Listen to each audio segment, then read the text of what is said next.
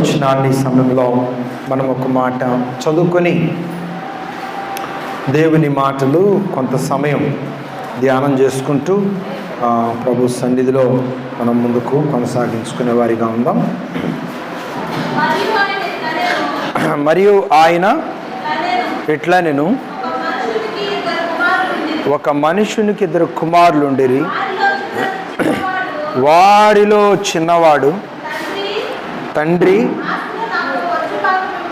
తండ్రి ఆస్తిలో నాకొచ్చు భాగం ఇమ్మని తన తండ్రిని అడుగగా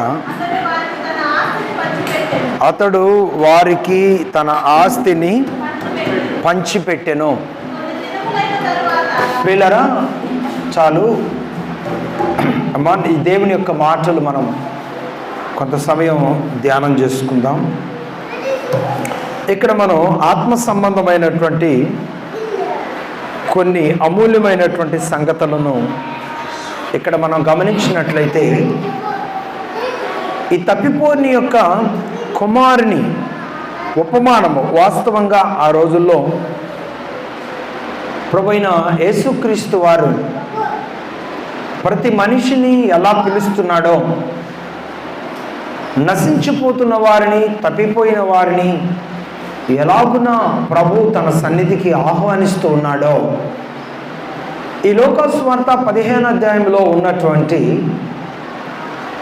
ఈ 3 ఉపమానాలు కూడా తప్పిపోయిన వారు తిరిగి మరలా తండ్రి యొద్దకు వచ్చినప్పటికీ కూడా వారికి తండ్రి సిద్ధపరిచినటువంటి పరలోకము వారి కొరకు సిద్ధంగా ఉన్నది అన్నటువంటి ఒక సూచన ఈ లోకంలో ఉన్న ప్రతి మనిషికి ఈ 3 ఉపమానాలు అందించడం జరిగింది. ప్రియులారా, మరి ఈ 3 ఉపమానాలలో కూడా అత్యంత బలమైనటువంటి ఉపమానం తప్పిపోయినటువంటి కుమారుని ఉపమానం. ఈ ఉపమానంలో ఎన్నో ఆత్మ సంబంధమైన సంగతులు దాగి ఉన్నాయని కూడా మనం గ్రహించాలి. ప్రియులారా, చాలా సంగతులు ఈ యొక్క తప్పిపోయిన కుమారుని యొక్క ఉపమానంలో మనం ధ్యానం చేసుకోవచ్చు. అయితే కొన్ని విషయాలు నేను మీకు జ్ఞాపకం చేస్తాను. మొదటి చదవబడినటువంటి 11వ అధ్యాయం 11వ వచనంలో, 15వ అధ్యాయం 11వ వచనంలో తండ్రి యొద్దకు వెళ్ళి నాకు రావలసినటువంటి ఆస్తిని పంచి పెట్టమని చిన్న కుమారుడు తండ్రిని బలవంతం చేసినటువంటి సందర్భం ఇక్కడ మనం గమనిస్తూ వస్తున్నాం. ప్రియులారా, ఈ సందర్భాన్ని బట్టి మనం ఏం నేర్చుకుంటున్నామంటే స్వార్థం. ఈ సందర్భం బట్టి మనం ఏం నేర్చుకుంటున్నాం? స్వార్థం. తనకు ఒక ఆలోచన వచ్చింది. ఆ ఆలోచన అమలు చేయటం ద్వారా ప్రయోజనం ఉంటుందా, ప్రయోజనం లేదా, కుటుంబానికి విలువ ఉంటుందా, విలువ ఉండదా, సమాజంలో ఇప్పటి వరకు వాల్యూగా ఉన్నటువంటి ఈ కుటుంబ పరువు ప్రతిష్టలన్నీ కాపాడబడతాయా, బజారు పాలు చేయబడతాయా అనేటువంటి అవగాహన చిన్న కుమారుడు కోల్పోయినటువంటి సందర్భం ఇక్కడ మనం గమనిస్తూ ఉన్నాం. ఈ రోజున దేవుని బిడ్డలంగా ఈ లోకంలో జీవిస్తున్న మనము కూడా ఒక ప్రత్యేకమైన ఆలోచన కలిగి ఉండాలి.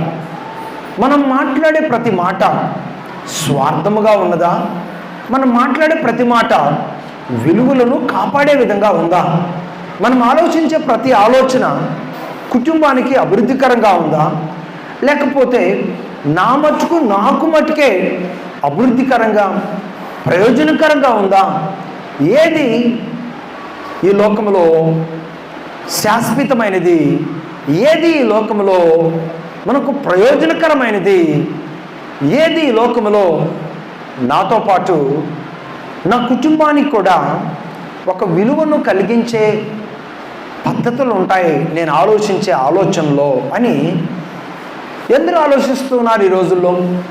స్వార్థం.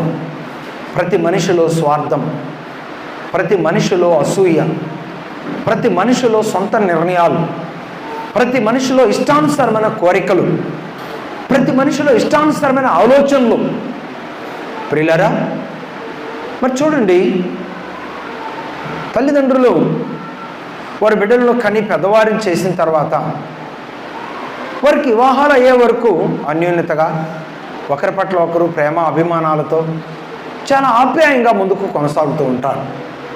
చూడండి, వివాహాలు అయిన తర్వాత అదే ఆప్యాయత ఈరోజు సమాజంలో అదే ఆప్యాయత ఒకవేళ పుట్టినటువంటి కుమారులలో కలిగి ఉన్నటువంటి పరిస్థితులు మనం చూస్తున్నప్పటికీ ఏమండి, ఇంటికి వారికి వచ్చినటువంటి భార్యలుగా వచ్చినటువంటి వారు మాత్రం వాళ్ళ హృదయాలను గలిబిలి చేయవారిగాను, వాళ్ళ హృదయాలను త్రిప్పేవారిగాను, వాళ్ళ హృదయాలలో లేనిపోని విషయాలన్నిటినీ వాళ్ళ హృదయాలలో బోధించి వాళ్ళ హృదయాలను కఠినపరిచేవారిగాను ఈ లోకంలో చాలామంది జీవిస్తూ ఉన్నారు. కుటుంబాలలో వారి యొక్క అనుభవాలను కుటుంబాలలో వ్యక్తపరుస్తూ ఉన్నారని కూడా దేవుని వాక్యం ద్వారా నేను తెలియజేస్తున్నాను.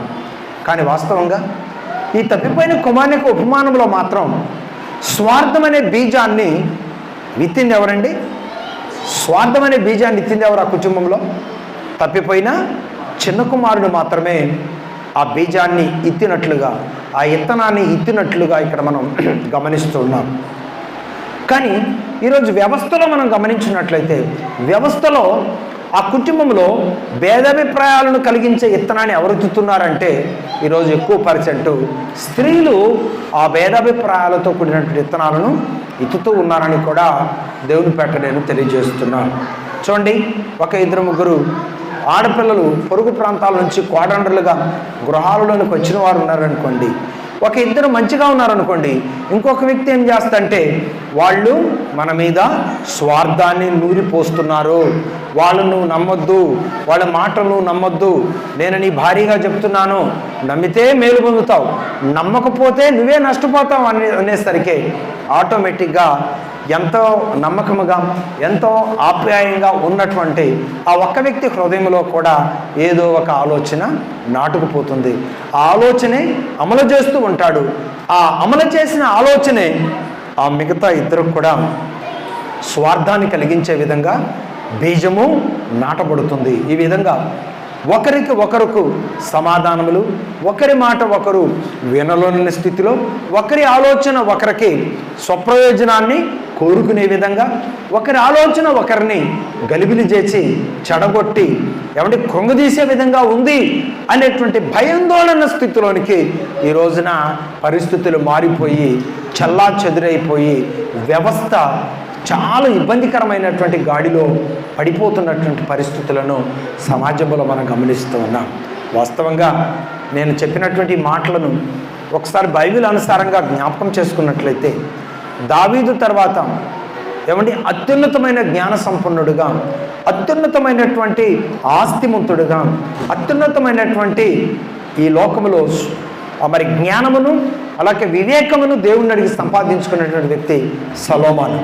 అతనికి మించినటువంటి వాడు ప్రపంచంలో ఇంతవరకు ఎవరు పుట్టలేదంట.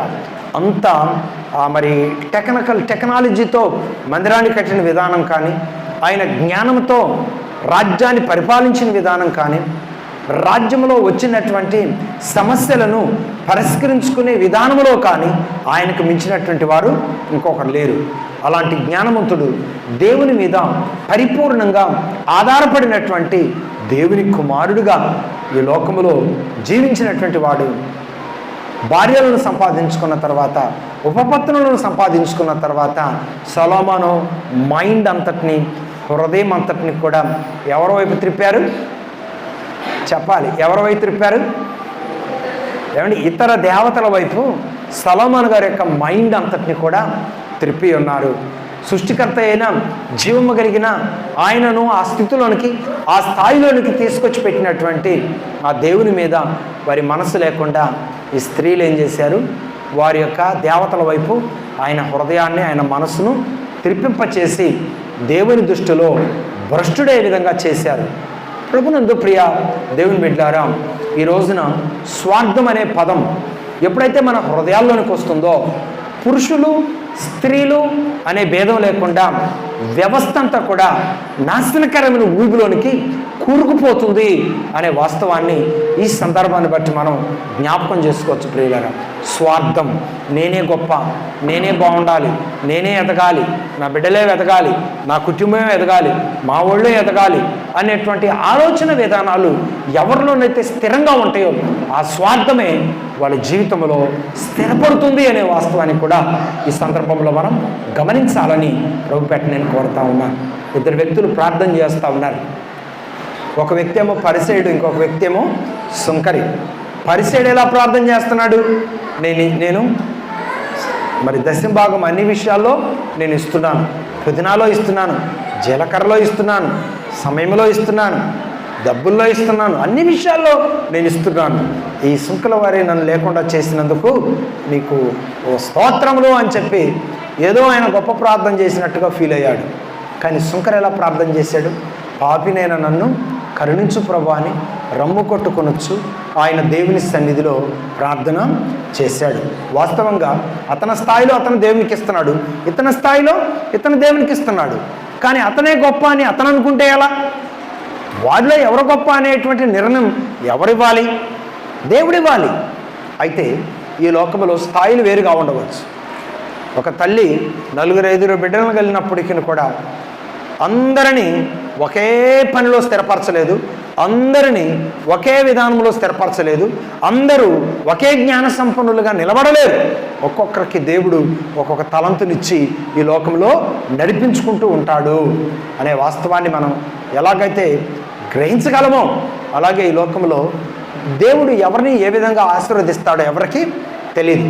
కానీ వారి స్థాయిలో వారు నమ్మకంగా ఉన్నప్పుడు దేవుడు ఎవరి చేయి ఇడిచిపెట్టే దేవుడు కాదని కూడా ప్రభుపేట నేను మనం చేస్తున్నాను. గొప్పగా ఎదిగిన వాళ్ళ చేతిని దేవుడు పట్టుకున్నట్టు, కొంచెం డెవలప్లో లేని వాళ్ళ చేతిని దేవుడు విడిచిపెట్టినట్టు అని ఒకవేళ ఏమైనా ఆలోచిస్తున్నారా, ఏమైనా భావిస్తున్నారా? అది మీ అమాయకత్వం, అది మీ మూర్ఖత్వం, అది మీ బుద్ధిహీనత. ఎందుకో చెప్పనా? ప్రభు అంటున్నాడు తెలుసా, ఎవరి స్థాయిని బట్టి వారి కొరకు సిద్ధపరిచిన జీతము నా యొద్ద ఉన్నది. మీ స్థాయిలో నేను మీకు ఇచ్చిన దాంట్లో తృప్తి కలిగి మీరు నమ్మకంగా బ్రతకగలిగితే అంతకంటే గొప్ప ఆశీర్వాదం మరి ఇంకొకటి లేదని కూడా ప్రభుపేట నేను తెలియజేస్తున్నాను. చూడండి, ఇంటి ఎదురుగా ఒక 5 అంతస్తుల బిల్డింగ్ ఉంది. ఆ ఇంటి పక్కగా ఒక గుడిసె ఉంది. ఆ గుడిసెలో ఉన్నటువంటి వ్యక్తి ఆ బిల్డింగ్ను చూస్తూ అన్నం తినకుండా నీళ్లు తాకుండా ఉంటే చచ్చిపోయేది ఎవరు? ఆయనకు పుట్టిన బిడ్డలు ఆగమైపోయేది ఆయనకు పుట్టిన బిడ్డలే కదా.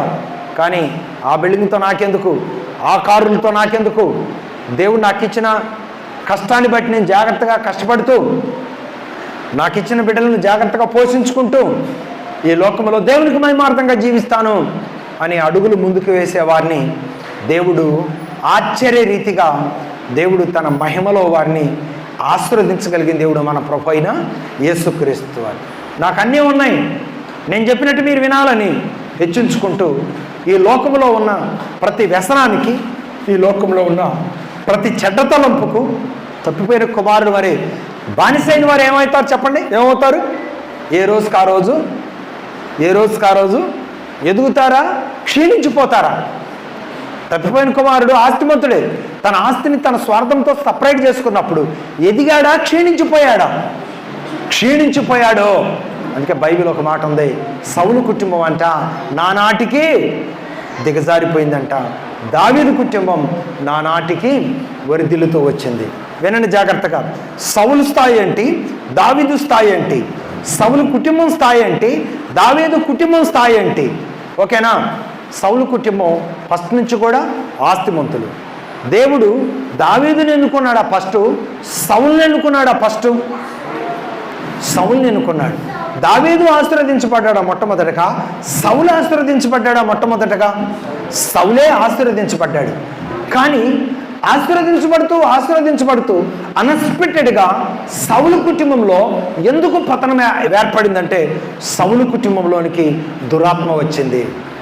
సౌలు కుటుంబంలో ఉన్న దేవుని ఆత్మ వెళ్ళి ఎవరిని ఆవరించింది చెప్పాలి? దావీదు కుటుంబాన్ని, దావీదును ఆవరించింది. ఈరోజు ఆ వాస్తవాన్ని ఎవరు గ్రహించారు? దావీదు గ్రహించాడు. ఎవరు గ్రహించలేకపోయారు? సౌలు గ్రహించలేకపోయాడు. ఎందుకో తెలుసా?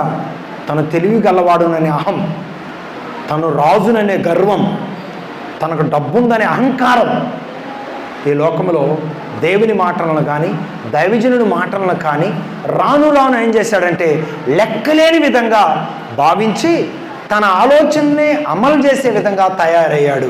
ఎవరండి? సౌలు. వాస్తవంగా ఒక బలి అర్పణ ఎవరు అర్పించాలి? దైవజనుడు అర్పించాలి. కానీ దైవజనుడు చేయవలసిన పని ఎవరు చేశారు? సౌలే చేశాడు. దాన్ని ఏమంటారంటే అహంకారం, గొప్పతనం, హెచ్చించుకోవటం, అన్నీ నేనే, నా తర్వాతే ఎవరైనా అనే భావన ఎప్పుడైతే అతనిలోకి వచ్చిందో ఏమైపోయాడండి? స్వనీతి ఏం చేసింది? సౌల్ని పతన వ్యవస్థలోనికి నడిపించింది. గుర్తుపెట్టుకోండి ప్రియులారా, సమూయేలు ధనవంతుడు కాకపోవచ్చు, కానీ దేవుని పక్షంగా సౌలు చెప్పినట్టు సమాజం వినాలా? దేవుని పక్షంగా, దేవుని పేరట సమూయేలు చెప్పినట్లుగా ప్రజలు వినాలా? సౌలు చెప్పినట్లుగా ప్రజలు వినాలా? చెప్పండి. రాజ్యాన్ని పరిపాలించే సీఎం సీట్లో కూర్చొని పథకాలు అమలు చేస్తాడు, ప్రజలను పరిపాలన చేస్తాడు, చట్టాలని కంట్రోల్ చేస్తాడు. కానీ జాగ్రత్తగా వినండి, వాళ్ళకి నచ్చిన దేవాలయాల్లోనికి వెళ్ళినప్పుడు పూజారి ముందు తల ఉంచుతాడా? దేవుడి ముందు, పూజారి ముందు?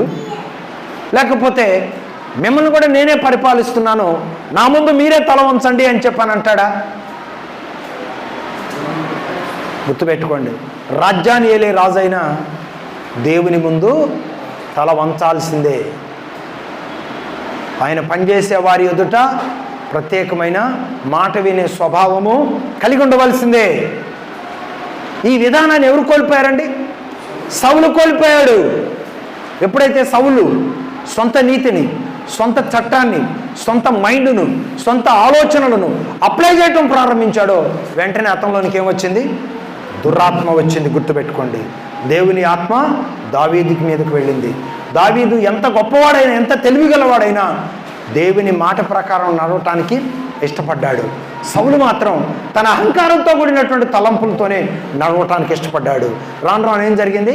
సౌలు కుటుంబం పతనమైపోయింది, దావీదు కుటుంబం హెచ్చింపులోనికి, ఆశీర్వాదంలోనికి వచ్చిందని కూడా ప్రభుపేట నేను తెలియజేస్తున్నాను. గుర్తుపెట్టుకోండి, ఈ లోకంలో ఏదైనా ఒక బలహీనత సంభవిస్తే కొన్నిసార్లు చెప్పినట్టుండా దానికి సంబంధించిన వైద్యం ఉంది, తగ్గిపోతుంది. కానీ నీకు తెలియకుండానే ఒక దురాత్మ, ఒక సాతాను నిన్ను ఆవరించి నిన్ను తన తలంపులలో నడిపిస్తున్నప్పుడు మరి నిన్ను ఆ దురాత్మ నుండి ఎవరు విడిపించాలి? ఆ దురాత్మ తలంపుల నుండి నిన్ను ఎవరు విడిపించాలి? తుఫాను వస్తుందని 3 రోజుల ముందే చెప్తే నీకేమైనా తడిసే వస్తువులు ఉంటే జాగ్రత్త పరుచుకుంటాం. కానీ అప్పటికప్పుడే అన్ఎక్స్పెక్టెడ్గా వర్షం వస్తే ఏం చేస్తావు? నువ్వేమీ చేయలేని పరిస్థితి. అలాగే అపవాది తంత్రాలు కూడా గుర్తుపెట్టుకోండి. దాని యొక్క చిన్నెలు, దాని పరిస్థితులన్నీ కూడా దేవుడు బయలుపరిచినప్పుడు ఏం చేయాలంటే దిద్దుబాటు చేసుకోవటానికి ప్రయత్నము చెయ్యాలి. ఈరోజు అపవాది దాని సెంటెన్స్ని మనకు అందిస్తున్నప్పుడు నువ్వు దిద్దుబాటు చేసుకోకపోతే, లేకపోతే ఒకవేళ నువ్వు గ్రహించలేదు, నేను నడిపిస్తున్న ఆత్మీయ తండ్రికి, దైవజావుకులకు ఆ సెంటెన్స్ని దేవుడు బయలుపరుస్తున్నప్పుడు వాటిని నీకు తెలియచేయగా నువ్వు అర్థం చేసుకొని జాగ్రత్త పడినట్లయితే ఎలా ఉంటుంది? చాలా గొప్ప అపాయము నుండి తప్పించబడతాం. దేవుని ప్రణాళికలో, దేవుని కృపలో వర్ధిల్లుతాం. గుర్తుపెట్టుకోండి, ఒక బలహీనత వస్తే ఎన్నో రకాల వైద్యం ఉంది, కానీ ఒక అపవాది నిన్ను అటాక్ చేస్తే దానికి ఏం వైద్యం ఉంది చెప్పండి? శిలవ శక్తి తప్ప, దేవుని మహిమ తప్ప, దేవుని నామములో స్తుతించి ప్రార్థించి విజయాన్ని పొందుకుంటే తప్ప మరి ఒక మార్గం ఉందా? గుర్తుపెట్టుకోవాలని ప్రభుపేట నేను తెలియజేస్తున్నాను. అందుకే నువ్వు ఏ స్థాయిలో ఉన్నావు అనేది ముఖ్యం కాదు, నువ్వు ఎవరి ద్వారా నడిపించబడుతున్నావు అనేది ముఖ్యం. దేవుని ద్వారా నువ్వు నడిపించబడితే ప్రతి మాట ఆలోచనగా ఉంటుంది, ప్రతి పని దేవుని చిత్తానుసారంగా అడుగులు వేసే విధానం ఉంటుంది. ప్రియులారా, దేవుని ప్రణాళిక నీ పట్ల గొప్పగా ఉంటుందని కూడా ప్రభుపేట నేను మీకు తెలియజేస్తున్నాను. అలాగే గమనించాలని ప్రభుపేట నేను తెలియజేస్తున్నాను. క్రమశిక్షణ ఏమండి? క్రమశిక్షణ రహిత జీవితం మనల్ని ఎక్కడికి తీసుకెళ్తుందండి? క్రమశిక్షణ రహిత జీవితం మనల్ని ఎక్కడికి తీసుకెళ్తుంది? పేదరికంలోనికి తీసుకెళ్తుంది. పేదరికం అనేటువంటిది ఒకవేళ అది మన తల్లిదండ్రుల యొక్క ఆస్తిగా రావచ్చు, కానీ గుర్తుపెట్టుకోండి, పేదరికంలోనే మనం ఈ లోకయాత్ర ముగించడం మాత్రం అది మన యొక్క బలహీనత అయి ఉంటుంది అని గ్రహించాలని పండితులు చెప్తా వచ్చారు. ఎందుకో తెలుసా, పేదరికంలో పుట్టినా, పేదరికంలో గొప్పవారైనా, ఎదిగినా, కానీ ఈ స్థితిలో నుండి నేను సంపన్న స్థితిలోనికి వెళ్ళాలి ఏ రూపంగానైనా అని చెప్పి దేవుడు నీకు ఇచ్చిన ఆలోచన విధానాలలో కష్టించి పనిచేయటం ప్రారంభించినప్పుడు దేవుడు తప్పకుండా ఆ కృప నీకు కాకపోయినా ఆ కృప నీ సంతానములో ఉన్న నీ బిడ్డలకు మాత్రం ఖచ్చితంగా విస్తరింపజేస్తాడు. దేవునికి స్తోత్రం. ఎలా విస్తరింపజేస్తాడు?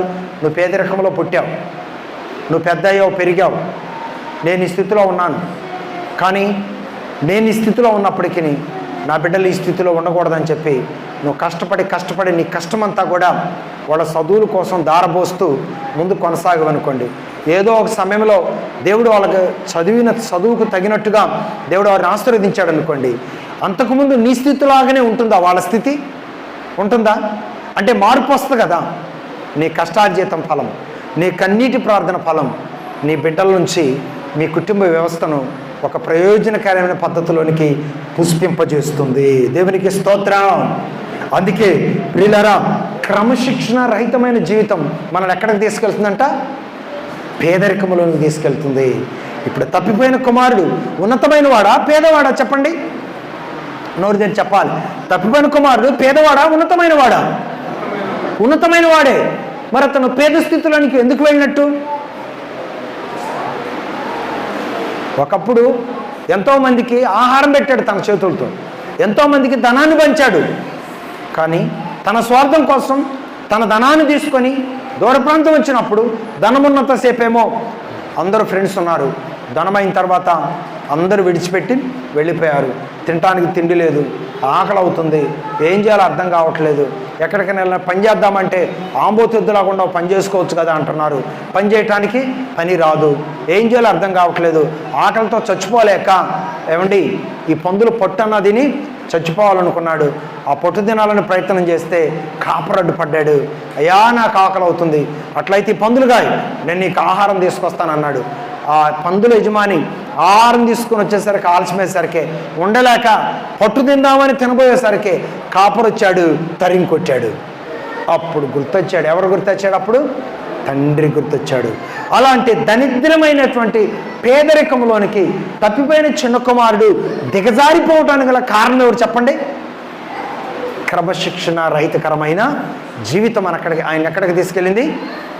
ఎక్కడికి తీసుకెళ్ళింది? భయంకరమైన ఆకలికి అలమటించిపోయే పేదరికమైన నిరుపేద స్థితిలోనికి అప్పటికప్పుడే తప్పిపోయిన చిన్న కుమారుని తీసుకెళ్ళింది. ఇజ్రాయేలీలు కూడా కొన్ని సందర్భంలో యుద్ధంలో ఓడిపోయారు. ఎందుకో తెలుసా? వాళ్ళ స్వార్థం. దేవుడు ఒక మాట చెప్తే దేవుని మాట కాదని వాళ్ళ సొంత మాటను అప్లై చేయడానికి ప్రయత్నం చేశారు. ఎవరు ఎవరు ఎవరు అప్లై చేసింది? యొక్క ఇజ్రాయేలీలు ఆ విధానాన్ని మరి అమలు చేసినట్లుగా కూడా ఇక్కడ మనం దేవుని వాక్యంలో గమనిస్తున్నాం. ప్రియులారా, ఒకరోజు ఇదిగో అమోరీల దండులోనికి మీరు వెళ్ళొద్దు అని చెప్పి ద్వితీయోపదేశకాండం 1వ అధ్యాయంలో చెప్పాడు. ఆ అధ్యాయం అంతా చదువుకుంటే మీకు అర్థమవుతుంది. అమోరీల దండులోనికి, పాళ్యములోనికి మీరు వెళ్ళొద్దు అంటే వీళ్ళు ఏం చేశారు తెలుసా? దేవుడు వద్దని చెప్పినా దేవుని మాట వినకుండా వెళ్ళిపోయారు. శత్రువులు ఉన్న ప్లేస్లోకి వెళ్ళిపోయారు. శత్రువులు ఏం చేశారు తెలుసా?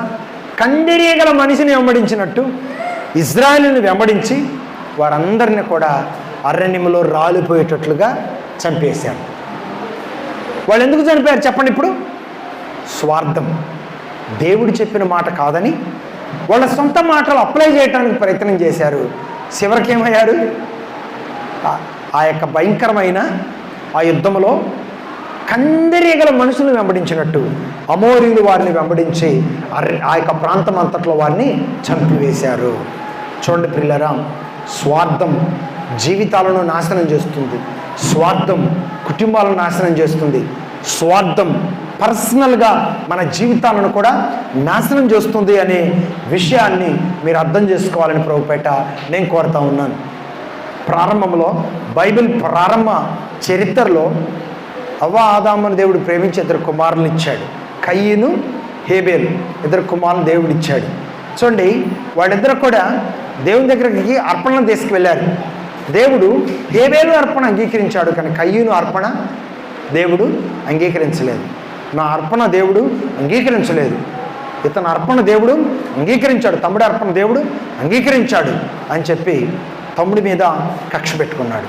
ఆ కక్ష ఎంతవరకు వెళ్ళిందండి చెప్పాలి? ఆ కక్ష ఎంతవరకు వెళ్ళింది? ఆ పగ ఎంతవరకు వెళ్ళింది? ఆ స్వార్థం ఎంతవరకు వెళ్ళింది?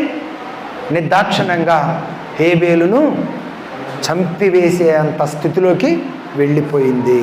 స్వార్థం ఎంత ప్రమాదకరమైందో ఒకసారి అర్థం చేసుకోవాల్సిందిగా ప్రభుపేట నేను తెలియజేస్తున్నాను.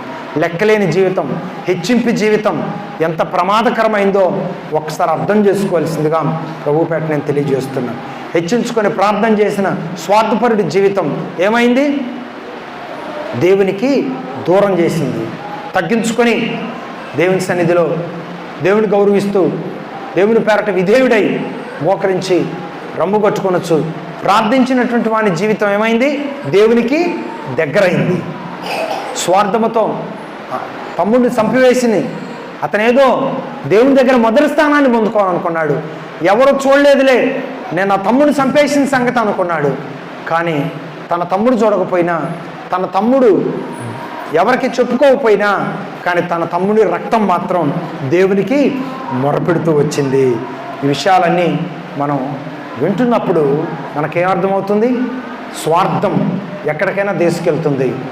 దేవుని పేరట మన సమస్యను దేవుని చేతులకు అప్పగించి మనకొచ్చిన ప్రతి తలంపు, మనకొచ్చిన ప్రతి ఆలోచన ఇది మంచిదా కాదా అని దేవుని సన్నిధిలో పరీక్షించుకొని సేవకులకు తెలియజేసుకొని ప్రార్థన చేయించుకొని అడుగులు ముందుకు వేయటం ద్వారా అందులో కృప ఉంటుంది, అందులో ఆశీర్వాదం ఉంటుంది, అందులో సమృద్ధి ఉంటుంది.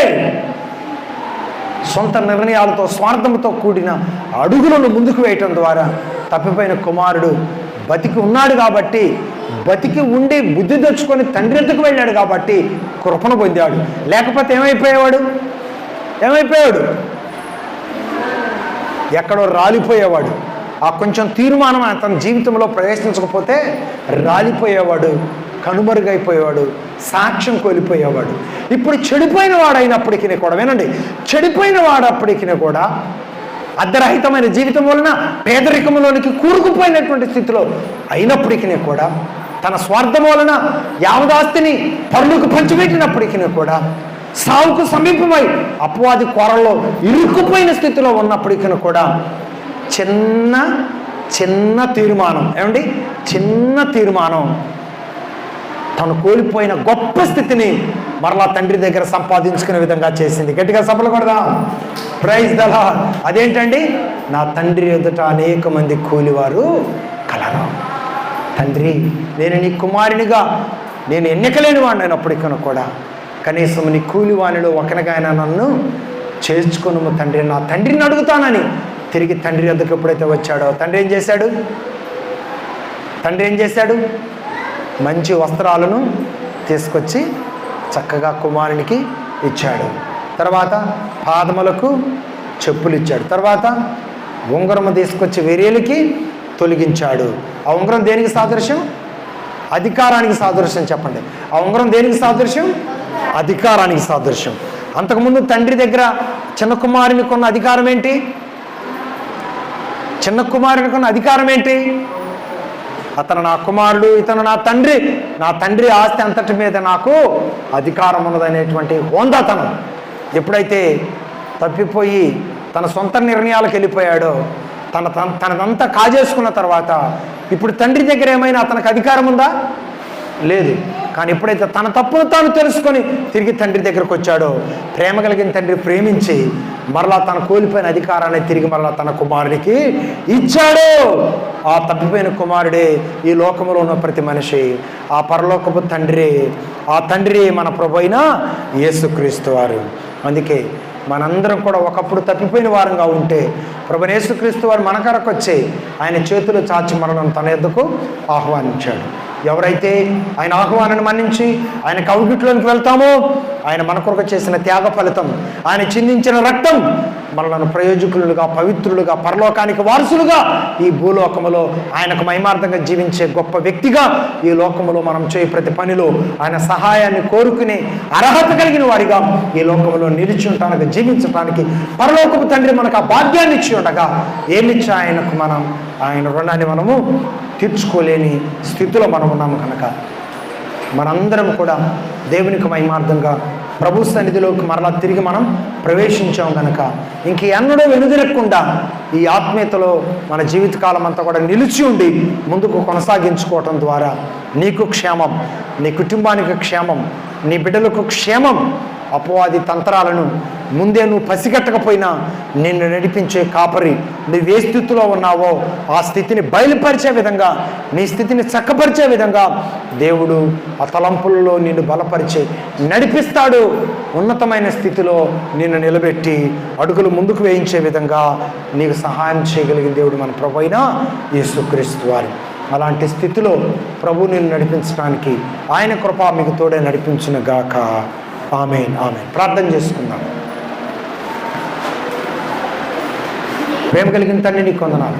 ఇప్పటి వరకు నీ బిడ్డలని మాటలు విన్నాను, వాళ్ళ హృదయాల్లో భద్రం చేసుకొని నీకు మహిమార్థంగా జీవించే భాగ్యం దాయిచ్చాను. ఇక జరగవలసిన క్రమాన్ని చిత్తానుసారంగా జరిగించున్నాను. యేసయ్య నామములో ప్రార్థించడం వేడుకుంటున్నాను పరమ తండ్రి. ఆమేన్, ఆమేన్.